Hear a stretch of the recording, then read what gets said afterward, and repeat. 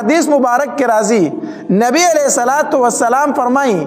کله چې یو انسان فرض منځ وکي د بل فرض مانځه پوری ته دنه چې کم ګناونه شوي دي الله تبارک وتعالی په دې بل منځ سره دغه ګناونه معاف کی دارنګه حدیث مبارک کې راځي نبی علیہ الصلوۃ والسلام فرمایي د یوې جمعې نه والا تر بل جمعې پورې د کم انسان نه چې ګناونه شوي دي او د منځ د جمعې وکي الله تبارک وتعالی دغه ټول ګناونه معاف کی دا ورته الله معاف کړو الله تبارک وتعالی ډیر مهربان ذات دی دارنګه حدیث مبارک کې راځي نبی علیہ الصلوۃ والسلام فرمایي د یو رمضان نوالا تر بل رمضان پورې د دې انسان نه چې په دې کال کې څومره ګناونه شوي دي خو د رمضان المبارک روزي ونیسي الله تبارک وتعالی ورته د ټول کال ګناونه معاف کړي الله ډیر مهربان دی ډیر رحیم دی حدیث مبارک کې راځي کله چې الله تبارک وتعالی زمکه او اسمانونه پیدا کړو دا مخلوق پیدا کړو الله تبارک وتعالی سل حصے رحمت پیدا کو سو سل حصے اللہ تبارک و تعالی رحمت پیدا کو پاغے کی یو حصہ اللہ دنیا ترو لے گلا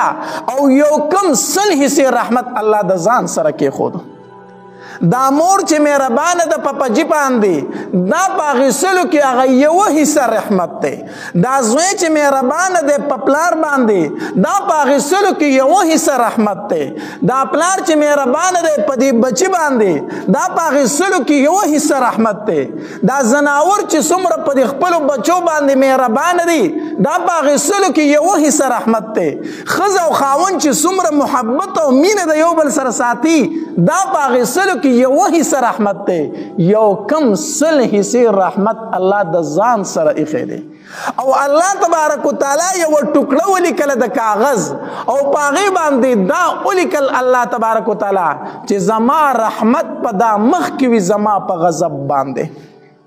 زما رحمت به مقدم وي په غضب زما باندې د دې وجنه الله ډیر مهربان ذات دی ډیر رحیم ذات دی ډیر کریم ذات دی یو انسان ستا سره یو ځل بے وفایي وکړي ته یې معاف کړي دو ځله بے وفایي وکړه ته به یې معاف کړي خو چې په دریم ځل بے وفایي وکړه ته به ورته وایې لکه د نن نه بعد په ما باندې مخ ونه لګوي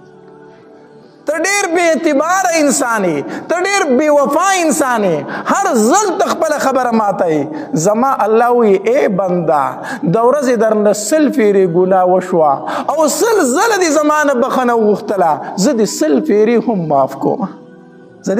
سل فیری هم معاف کوم یو سړی دی ټول عمر در سره بد کړی دی چې سې د وسه کېدل هغه در سره وکړو خو چې کله د الله دو بادو پریوتو نو تا ته بیا وی الکه ما معاف کا ما تا سره ډیر ظلمونه کړي ډیر زیاتی کړي دي ته وای تا خو چې سکوله خو تا ما سره کړي دي اوس چې د سکولو نه اوته نو رالی ما بخنه غواړي او معافي غواړي الله تبارک وتعالی داسې نه کوي ځن کدن ټایم لا نه دی شروع شوی پکړ باندې پروتي د زیدو نه د خبرو کولو نه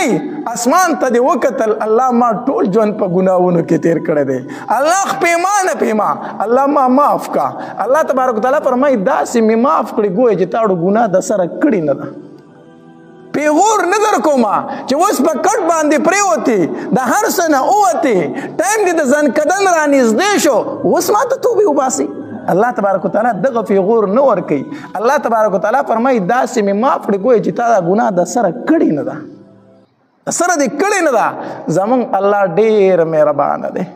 ډیر رحیم دی ډیر کریم دی د دې وجنه د رمضان المبارک دا میاشت مونږ ته الله تبارک وتعالی را کړی دا د دې قدر پکار دی په دې کې الله تبارک وتعالی خپل بندگان بخي حدیث مبارک کې راځي نبی علیہ الصلوۃ والسلام فرمایي من صام رمضان ایمانا و احتسابا غفر له ما تقدم من ذنبه نبی علیہ الصلوۃ والسلام فرمایي چا چې روزه اونې و د رمضان المبارک ایمانا و احتسابا مؤمن و او دای امید چې الله تبارک وتعالی به مال په دې روزه باندې ثواب راکړي غفر له ما تقدم من ذنبه مخکې چې څومره ګناهونه کړي هغه ورته الله ټول معاف کړو